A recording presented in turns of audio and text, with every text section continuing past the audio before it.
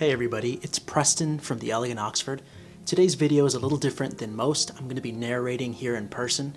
I want to talk about how you can differentiate between good leather and poor leather when you are thrifting or buying a new pair of shoes. As you can see, these two shoes have creases, they're both used, but there's a difference between these two pairs. One has really good leather and one has leather you want to avoid. So today I'm going to be talking about that and other neat tricks and tips for taking care of your shoes. As you can see, both of these shoes have creasing along the vamp and in other areas, but when buying used shoes, it's important to stick to full grain calf shoes. Full grain is the best type of leather by far, and to avoid bookbinder or corrected grain calf. Now, corrected grain calf or bookbinder leather is leather that has been sanded down all the way, even past the pores, and then covered with an acrylic type of plastic finish to give it a very shiny appearance. Okay, but it's not good because once the pores have been sanded down and the acrylic finish has been applied, the shoe will not absorb moisture or pigment or anything like that. So the shoe is just this. This is what it looks like. And it's not good because once it creases, there's no way to fix it. And if you're not careful, it'll begin to crack, and then there's no way you can save the shoe and it has to be tossed. So be really careful when buying shoes and avoid bookbinder leather. So, bookbinder was really popular in the 90s. Unfortunately, once it starts to crease, there's absolutely no way to fix it, unlike full grain calf. So the shoes are this way, and if you buy really cheap bookbinder, it'll begin to crack, and that's it. The shoe has to be tossed. It cannot be fixed. Unfortunately, bookbinder is often confused with shell cordovan, and it's ironic because shell cordovan is a $500 pair of shoes or more, while bookbinder is potentially just a $5 pair of shoes on the used market. So be really careful. Some people, either on purpose or not, post bookbinder as shell cordovan online, so be really careful when shopping because it's really shiny, and some people get confused and think it's shell cordovan. Okay, remember, cordovan is not a color. Cordovan is a type of material, named so after the birthplace of shell cordovan, which is Cordoba, Spain. So even though a shoe's burgundy and purple and looks like shell cordovan, it is not shell cordovan. Shell cordovan comes in brown, green, blue, and a host of other colors. Just be careful when you're shopping online and avoid bookbinder. Now, before I continue, because I know I'm going to get this comment somewhere, I am not making fun of anyone who owns a pair of bookbinder shoes or prefers bookbinder. I think it's fine if that's all you can get, or if that's what you like, there's absolutely no problem. I'm just going over why I don't like bookbinder and why I think full grain calf is superior, and I'll be restoring both pairs so you can see. Okay, full grain calf, on the other hand, you can see there are some creases here, but these are just, actually it's more the factory finish right here, just creasing a little bit, but this can all be fixed. The full grain calf absorbs moisture, pigment, and everything else, so it's great. Make sure you buy your shoes in full grain calf and avoid a bookbinder. So this shoe is going to look basically brand new when I'm done, and you'll see the difference. Now, spotting bookbinder at first can be a little bit tricky, and I usually tell people just to be cautious and to look for the telltale signs of bookbinder. If it's extremely shiny all over, like that, it's probably bookbinder, okay? So usually normal full grain calf isn't this shiny, okay? Because this is because the acrylic plasticky finish on top of the shoe. Normal calf will not shine like this, especially on flex points. Even I can't do that with the mirror shine because the wax will crack, okay? So look for that, and look for these heavy creases, these nasty unfixable creases, and you should be fine for the most part. So just avoid the telltale. You can actually see it right here. There's a pretty bad crease right here, and that's the plastic finish, which has done that. Okay, so maintaining a corrected grain or bookbinder leather shoe is quite simple. You use a shoe tree like that, okay, and then you're going to dust it off with a damp towel. Okay, so here we go. A little bit of dampness right here. Just go over it just to get off the excess dust and debris. You can brush it too, but with bookbinder I found that a little bit of moisture in a towel goes a long way. So just get as much as you can off. And I found that using a brush doesn't really work with Bookbinder. It leaves nasty streaks because the pigment doesn't really get absorbed, and the moisture and then the cream doesn't really go anywhere, so it just ends up getting streaked over the top of the shoe. So I'm just removing, a little bit of dust and debris, the tongue right here. There you go, should be fine. And then you're gonna add a little bit of light conditioner, and we'll do that right now. Okay, so I found Saphir Renovateur works, but you just need a tiny bit, a little tiny bit on your finger. You just rub it in like that, okay? And this will help a little bit. But unfortunately, I can't dye the shoes or anything like that because it really won't absorb into the leather at all. So there we go, just to clean off the surface and to that should be sufficient. So I'm going to go over both pairs and then we will buff it with a cloth. All right, just for good measure, I'm going to put some colored cream on these shoes just to show you that it doesn't take. So here's a little bit of Bordeaux Saphir cream. I'm going to stick that on there like that. So you can see it doesn't do anything. It doesn't get absorbed. The pigment just stays on top. Were this to be regular calf, it would have gone in and there would have been some pigment into the leather, especially because Saphir penetrates leather so well. So you can see there's really nothing to be done about this area right here. Just use a shoe tree and mitigate creasing and extreme folds, but for the most part, that's all you can do. Now it's time to buff them off.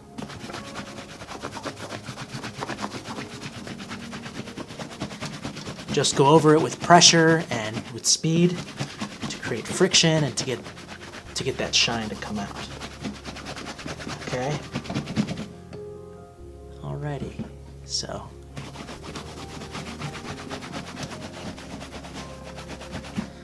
they look better, okay? Not perfect, but that's how you maintain them.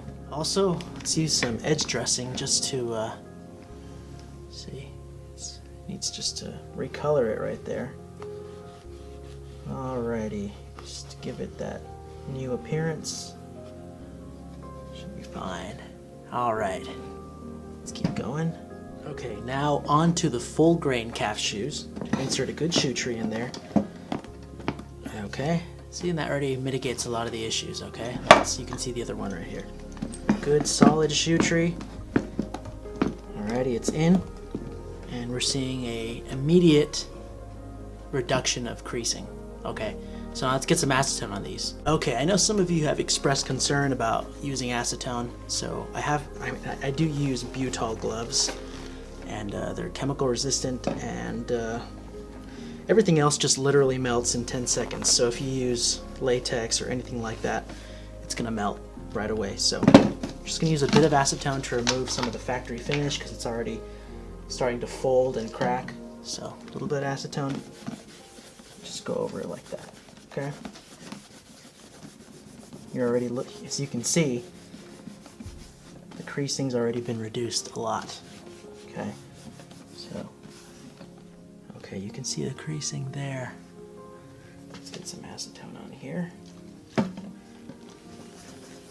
See, that old factory finish is coming off, and we're seeing an immediate reduction in nasty creasing, excessive creasing, and we're showing off the full grain calf underneath.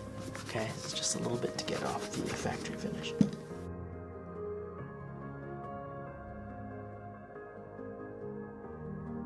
All right, now we give them a good brush. Remember, there's no pigment in Renovateur, so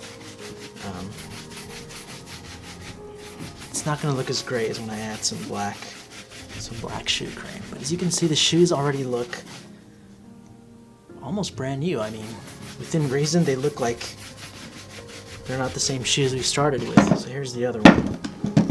Get that brushed off. There we go. Alrighty.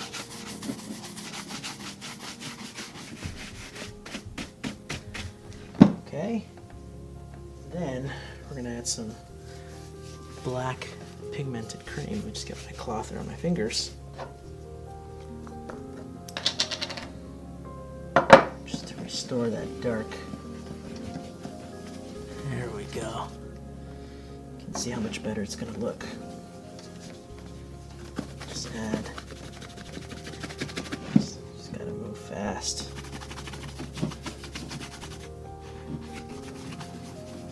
Okay. Okay, so you let the cream dry for about 5 minutes. You can do more. You can even do overnight. Some people like to do that.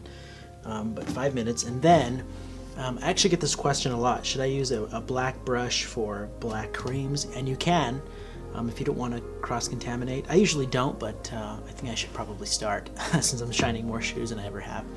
So just brush them. With some good pressure here, and you're going to want to go kind of fast to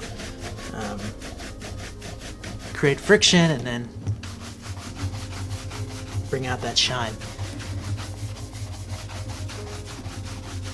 So as you can see, the shoes are looking way better. And you could even just probably stop here if you wanted, but the owner wants a mirror shine, of course, and I'm going to give it to him. So look at that. Shoes look way, way, way better. Alright, time for that mirror shine. I'm using dark navy. If you've watched my other video, I explain why I like dark navy over black wax for mirror shines. It gives the appearance of blacker than black. So here we go. Now, just make sure to add an even amount of wax in circular motions. Okay. And then just add a little spray bottle or whatever you'd like, a little drop of water, like that. And then you keep going. Okay. Now repeat this process over and over and over and over, and you will get a mirror shine. And some shoes cooperate. Some shoes take 10 minutes. Some take hours. So you just gotta be patient. Keep adding wax. If I'm lucky, you'll start to see a mirror shine develop right here. Okay, so this is actually at a really awkward angle because I'm kneeling at my coffee table. So I'm usually sitting down when I do mirror shine, so this is not a really good angle for me. That's why it's always hard for me to get a mirror shine when I do this. I think it's coming through okay. You know what? Let me okay, water, and you keep going. Sorry, I just turned the manual focus on so it stays on that cap. So you can see it start coming through, okay? Alright, just be patient. You can already see some coming through. There we go, one more bit of water. We start again, okay? So I'll keep going until I get a mirror shine, then I'll be back so we can do a comparison and the final explanation. Okay, so we're all done. The creases could not be removed. It's part of the finish of the leather, and it's just not possible to remove. So this is how the shoe is going to look. I'm using a good shoe tree will mitigate creasing, but for the most part, you're going to have this really shiny, plasticky appearance, which some are okay with, but I don't personally like. And here's the full grain calf model pair of Allen Edmonds Park Avenues in black. Did a quick mirror shine.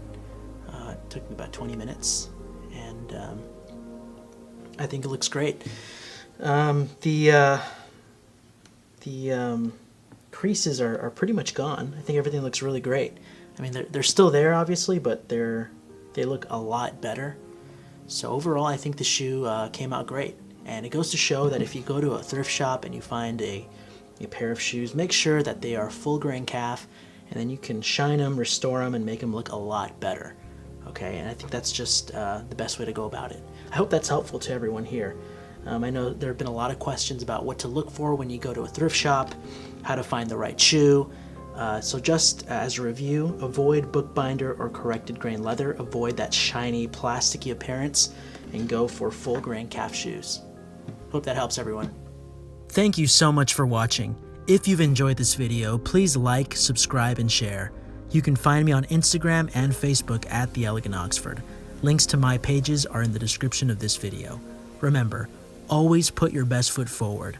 The small details matter most, so don't forget to hashtag shine your shoes. See you next time.